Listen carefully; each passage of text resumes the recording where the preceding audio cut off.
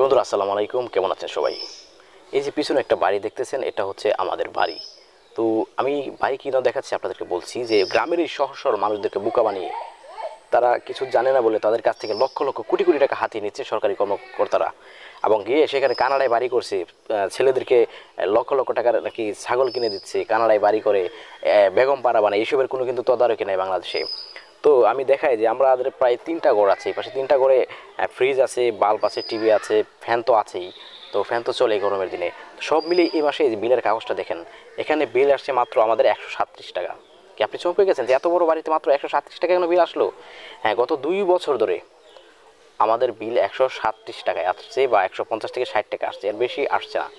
কিন্তু এর ভিতরে যে একটা প্রতারণা লুকিয়ে রয়েছিল সেটা আপনি জেনে অবাক হবেন। কিন্তু এই 2 বছরের আগে আমাদের প্রতি মাসে বিল আসতো 2,000, 3,000, 4,000, 5,000 পর্যন্ত। কিন্তু আমরা দেখা যাচ্ছে যে মাসে কারেন্ট অর্থাৎ ইউনিট খরচ করতাম, সব মিলিয়ে দেখা যাচ্ছে যে কত টাকার হবে, এই আপনার 1,000 টাকা হবে না।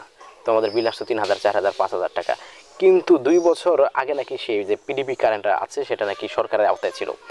তো এখন সেটা নাকি মালিকানা হয়েছে, এবং সেই মালিকানার হওয়ার পর থেকে সেটি সঠিকভাবে বিল করা হচ্ছে, এবং সেটা মিটার এবং মিটারের যে কাগজ রয়েছে সেটার সাথে মিলিয়ে দেখা হচ্ছে যে প্রায় 2-2.5 হাজার ইউনিট পর্যন্ত ডিফারেন্স রয়েছে। অর্থাৎ 2-2.5 হাজার, 3,000 ইউনিটের টাকা সরকারি কর্মকর্তারা আগেই কিন্তু নিয়ে গেছেন।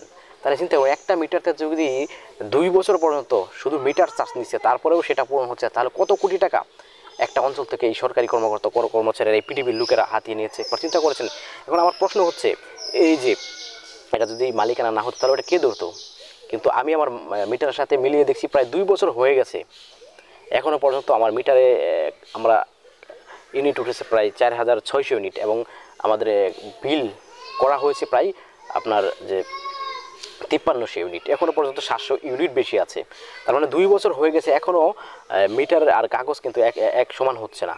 তো আমি ওদেরকে জিজ্ঞেস করেছিলাম, ওরা বলছে 2025 সালে গিয়ে এক হতে পারে, এবং এখনও মাত্র কিন্তু 137-38 টাকা বিল আসছে। চিন্তা করুন, আমাকে যদি আমার ছোট্ট একটা বাড়িতে যদি এরকম হয় যে 2,000, 3,000, 4,000 ইউনিট পর্যন্ত ডিফারেন্স থাকে, তাহলে কত কোটি কোটি টাকা হাতিয়ে নেওয়া হয়েছে। আর এইসব টাকা দেয় তো নাকি বেগম পাড়া করে কানাডা গিয়ে।